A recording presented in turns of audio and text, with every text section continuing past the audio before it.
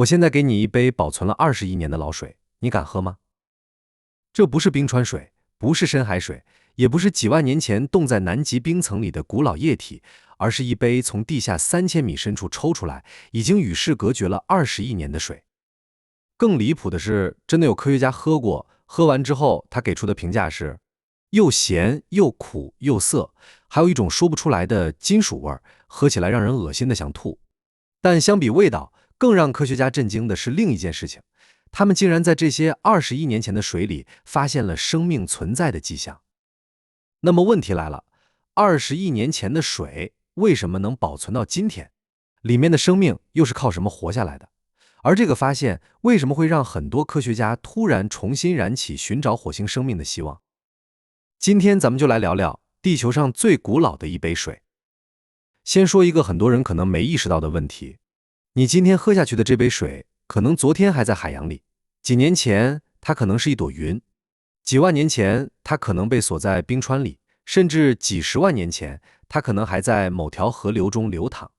地球上的水其實一直在旅行，海洋蒸發，形成雲層，降下雨雪，流入河流，滲進地下，最後重新回到海洋。科學上把這個過程叫做水循環。幾十億年來，這套系統幾乎從來沒有停止過。所以理論上來說，地球上絕大部分水其實都很年輕。想找到真正意義上的老水難度極大，除非有人把它徹底鎖起來。當然，這個人不是文明，而是地球自己。故事發生在加拿大，在安大略省蒂明斯附近有一座著名礦井基德礦。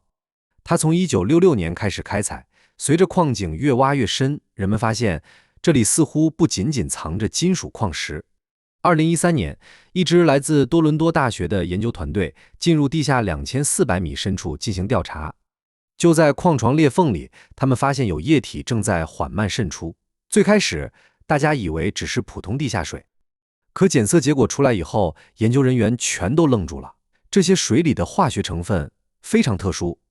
科學家分析了其中的氦、氖、氬等惰性气体同位素，結果推算發現，這些水至少已經被封存在地下10億年以上。這個發現當時就轟動了地質學界，但事情還沒結束。幾年後，研究團隊再次深入礦井，這一次他們下到了大約3000米深的位置，在那裡他們找到了更加古老的地下水。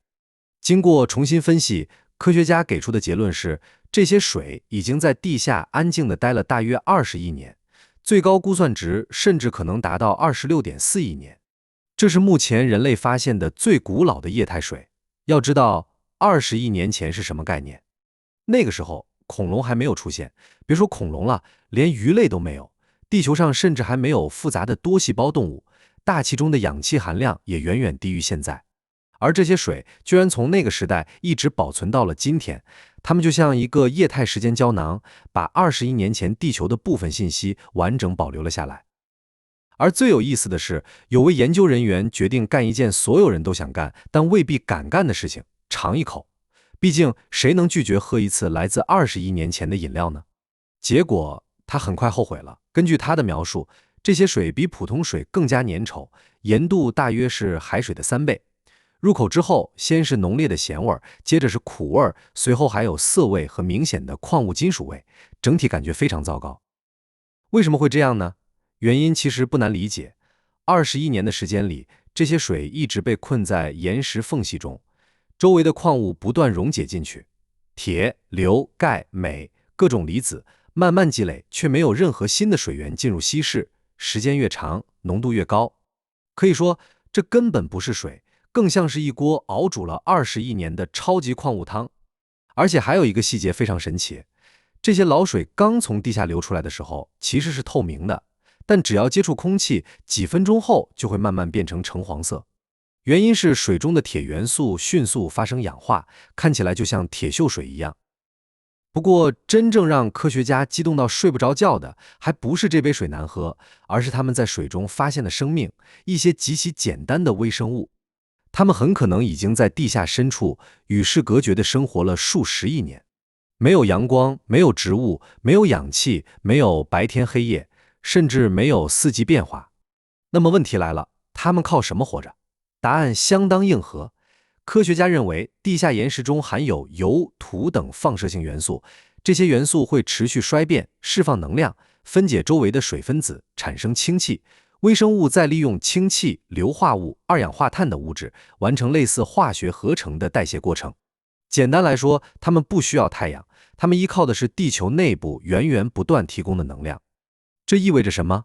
意味着生命未必一定依賴陽光。地球內部可能一直隱藏着一個巨大而神秘的地下生態圈。而聊到這裡，很多科學家立刻想到了另一個地方——火星。因為越来越多的證據表明，幾十億年前的火星曾擁有河流、湖泊，甚至可能存在海洋。後來，火星失去了大氣，地表變得寒冷乾燥，看起來像一個死亡世界。但地下呢？沒人知道。如果地球地下3000米深處能保存20億年的液態水，還能維持微生物生存，那麼火星地下幾公里的地方，會不會也藏着類似的古老水庫？會不會就在此時此刻，在火星漆黑寒冷的地下，還有一些極其簡單的生命，正在緩慢呼吸、分裂、繁殖，靜靜等待着未來某一天被人類發現？那麼問題來了，如果未來人類真的在火星地下找到生命，哪怕只是一顆細菌，你覺得意味着什麼？意味着生命在宇宙中到處都是，還是意味着地球也許從來都不是宇宙唯一孕育生命的搖籃？歡迎把你的答案留在評論區，咱們一起討論。這裡是宇宙之思，宇宙很大，人類很小，但是探索星辰大海，我們從未停步。